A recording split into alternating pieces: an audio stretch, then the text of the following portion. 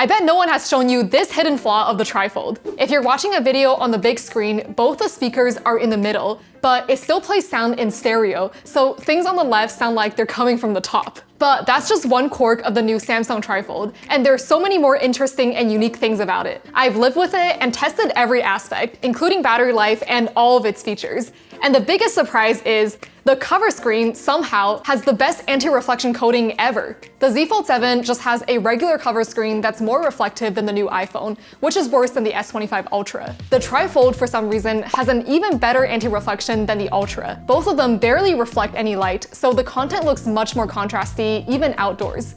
And the TriFold doesn't have this slight green tint like the Ultra. All of that is great, but you wouldn't buy this phone for a good folded experience, since it's more expensive than an S25 Ultra and a tablet combined. But apparently it's sold out, so what's it really like on the inside? I've been bringing it everywhere, and it's like having a 10-inch tablet with me without needing a backpack. It fits in most pockets, since it's only 4.7 millimeters thicker than a regular phone. That's about the thickness of one of the panels. So while waiting in line, I didn't just have to go on my small little phone. I could enjoy an entire tablet. If you're frequently on the go, this device can definitely help you sneak in some more productivity. Or you can just play some games, watch some videos. Whatever you do, it'll be more enjoyable on this big screen. But all of that can be said about the regular Z Fold 7. Is an extra panel really that meaningful? I thought the experience would be pretty similar until I actually started using the TriFold. Because when just folding once, you end up with a more square screen like on the Fold 7, and 16:9 videos on it just don't look that big. It's almost the same size as the S25 Ultra, just with a lot more wasted space. But when folding twice, you end up with a 15:11 main display, and that's much more suited for videos. Look how little space is wasted.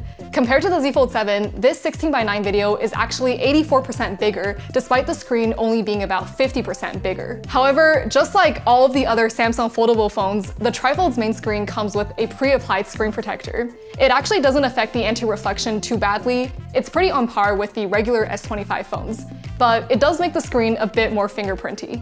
The display is 120Hz OLED, but it has a much lower resolution than you would expect. It's only 2160 by 1584, which is actually less pixel than the Z Fold 7. Maybe maintaining the same pixel density as the Fold 7 will result in astronomical battery drain and be way too demanding for games. I can see a difference when I get pretty close, but the whole point of the TriFold is that you don't have to get too close to it, so the lack of resolution isn't really something you would notice. But you probably would notice the other downside of the main screen.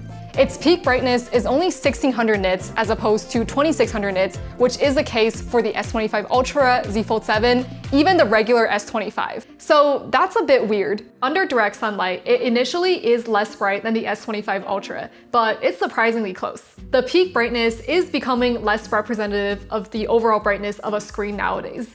I wouldn't put too much weight on the peak brightness number, but the real problem is sustained brightness. Even though the TriFold looks almost just as bright as the Ultra here, that only lasted for 40 seconds. Afterwards, the TriFold just got dimmer and dimmer, and here it is after about 3 minutes. It's way less bright now, even on the max brightness setting. So the main screen isn't the best for enjoying a video in the sun, but at least it remains usable. Also, the bezel on the TriFold is definitely thicker than on the Z Fold 7, but it's still very thin, and I think the screen is so big that you probably won't notice it as much. By a 10-inch tablet standard, the TriFold might just have the thinnest bezels.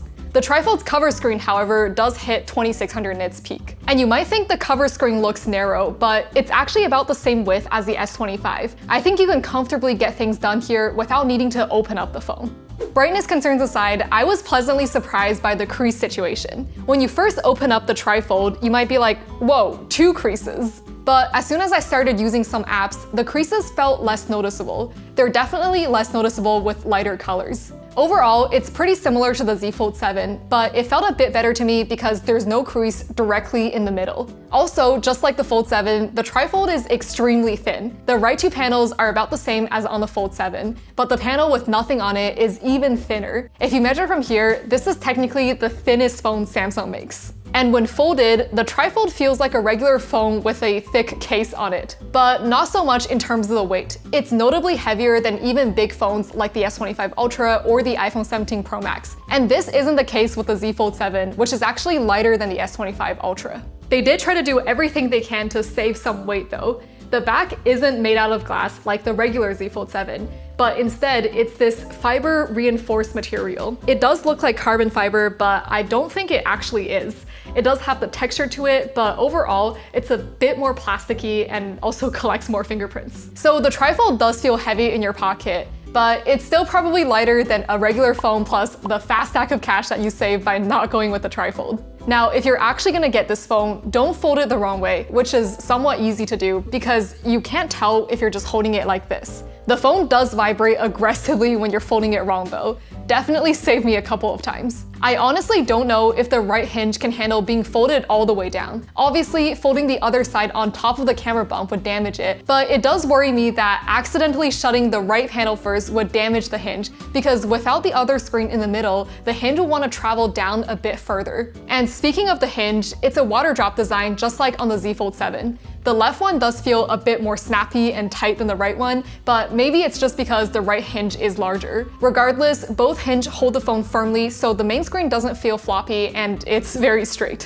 When the TriFold is opened up, its software is just like the software on Samsung tablets. So you get the dock as well as the desktop mode. Some people say DeX is dead, but desktop mode is really just DeX, but better in most ways. I plugged in a keyboard and mouse to see what the TriFold is like as a work device. I actually wrote a good chunk of this video script on it like this. I do think the screen is tall and wide enough to see a good amount of text and efficiently get work done. I also tried designing something in Canva, and the screen just felt a bit small. I started subconsciously leaning in. I can pretty comfortably work with one app full screen. However, if you put two apps side by side, it definitely feels pretty cramped. It's still possible to write here and design here, but just barely. I also like the handy shortcuts to snap windows and switch between apps in the desktop mode.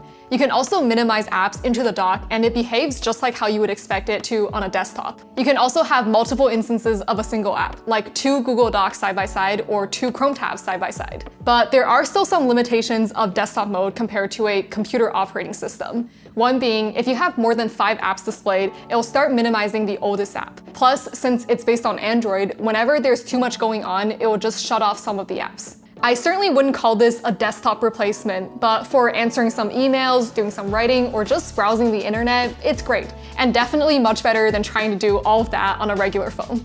The TriFold is definitely better with a mouse and keyboard, but at this point, you might as well just bring a laptop. And as for when you're not in the desktop mode, there's some unique features here too. You can split screen up to 3 ways and easily swap apps just by dragging in a different one and make them into the pop-up window by pressing the top bar here. But if you go into the settings and then advanced features, then multi-window and toggle these 2 on, now you can just swipe to enter the split screen and pop-up mode like this. Another setting to toggle on is continue apps on the main screen under the display.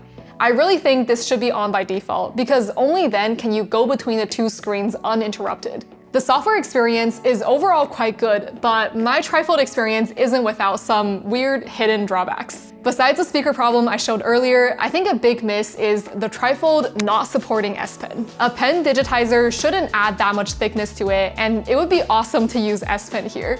There are so many great note-taking apps on Android now, and Samsung Notes has amazing pen features. If I had this while in college and it had pen support, I would go to my bird classes with just this.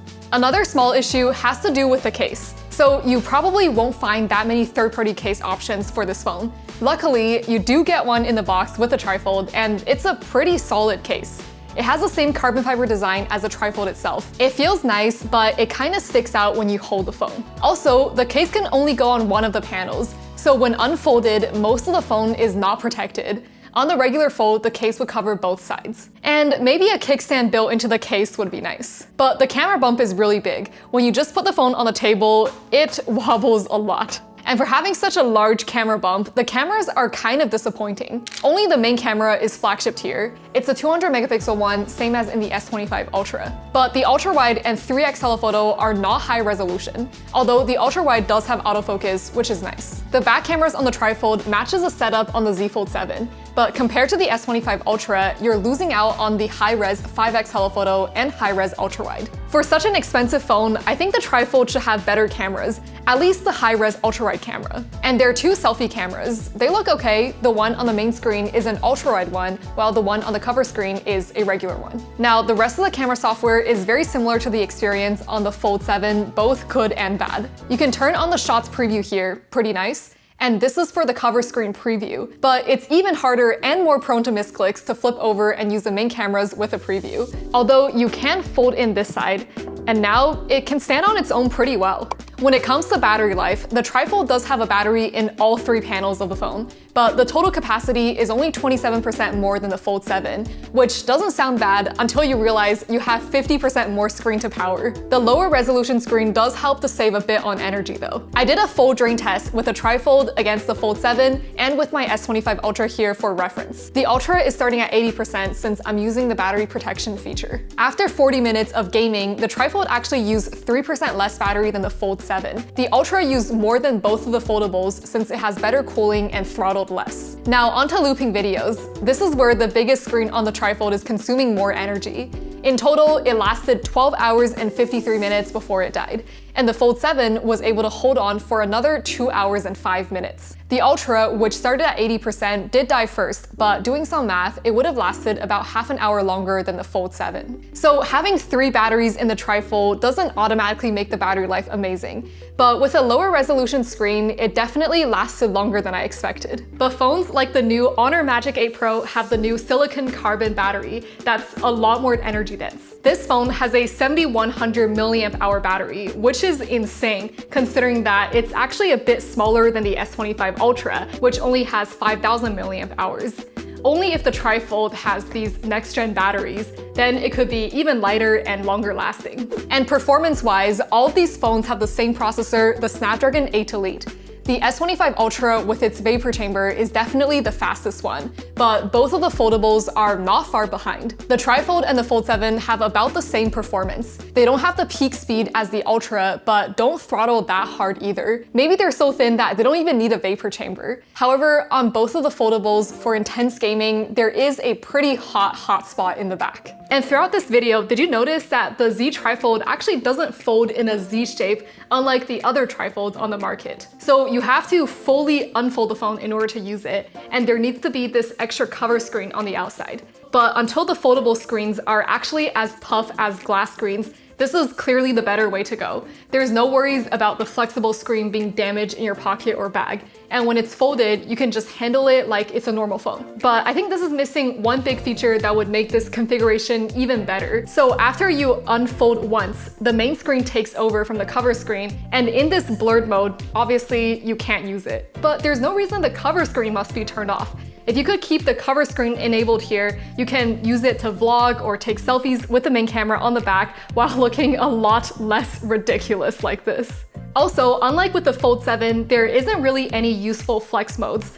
Obviously, you can't do this, and this configuration isn't really that useful. Another thing is the hinge really likes to snap either fully open or fully closed. So the TriFold is definitely a lot more phone than the Fold 7, but it also shares almost all of the drawbacks of this phone, like the cameras and the crease. I love how big videos are on the TriFold, and I think a portable tablet is really cool. But then you can't even write on it, and for $1,000 more, it's hard to justify it over the regular Fold. You've got to be the biggest hater of backpacks. But perhaps the entire point of the TriFold is to showcase Samsung's new innovations and make the still insanely expensive Z Fold 7 seem more reasonable. So that was my experience with the Z TriFold. It's definitely a super innovative and interesting phone.